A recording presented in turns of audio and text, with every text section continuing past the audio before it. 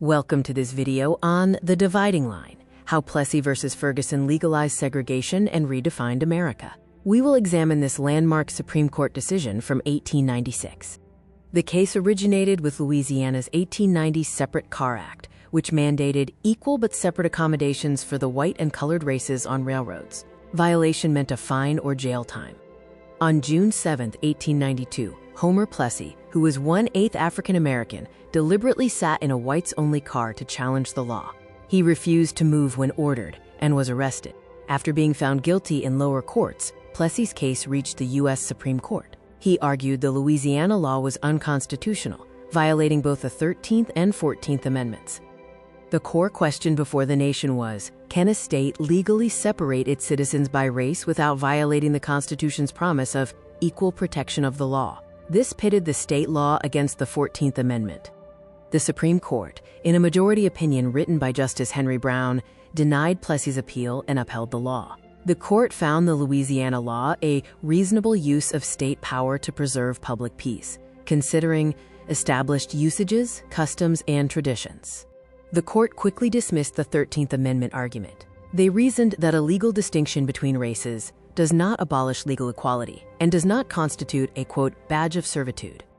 Interpreting the 14th Amendment, the court created a distinction between political and civil equality, which was protected, and social equality, which the Constitution could not enforce. Justice Brown asserted that social prejudices cannot be overcome by legislation. This ruling established the doctrine of separate but equal. The majority claimed that segregation laws do not imply inferiority, and if black citizens felt that way, it was their own interpretation. Justice John Marshall Harlan provided a vigorous lone dissent. He argued against the state's competency to regulate citizens' rights based solely on race and viewed segregation as a, quote, badge of servitude. Harlan famously stated that the, quote, thin disguise of equal accommodations will not mislead anyone, nor atone for the wrong this day done. He concluded, our Constitution is colorblind. The separate but equal doctrine became the legal basis for the Jim Crow system of segregation for 58 years, institutionalizing racial division across public facilities, from schools to railroad trains until 1954. The separate but equal principle finally began to crack in the 1950s through a series of civil rights decisions. The legal foundation for segregation was dismantled, marking a triumph for Harlan's dissenting view.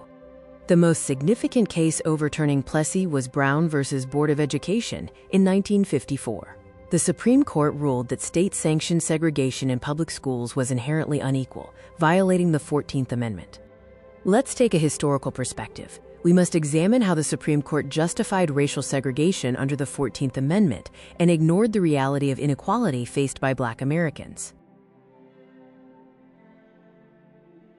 Consider the first question. How did the Supreme Court's decision in Plessy versus Ferguson establish the doctrine of separate but equal, and why was this principle fundamentally flawed from the start? Another perspective involves connecting the Plessy ruling to the establishment of segregated schools, transportation, housing, and public facilities nationwide. The second question asks, in what ways did Plessy versus Ferguson legitimize Jim Crow laws across the United States? And how did this decision shape daily life for African Americans in the late 19th and early 20th centuries? We can contrast Harlan's dissent with the majority ruling and explain how his arguments foreshadowed later civil rights challenges.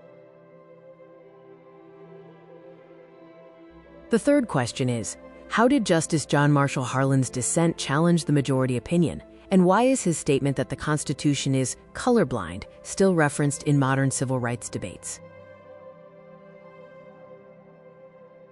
From a historical perspective, we must trace the legal shift from accepting segregation to the later recognition that separate is inherently unequal.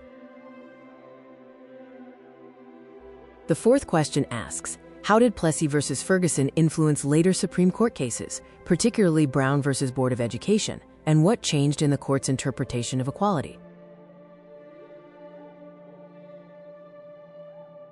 We encourage you to consider the modern relevance of this case and how historical court decisions continue to shape present-day social and legal challenges.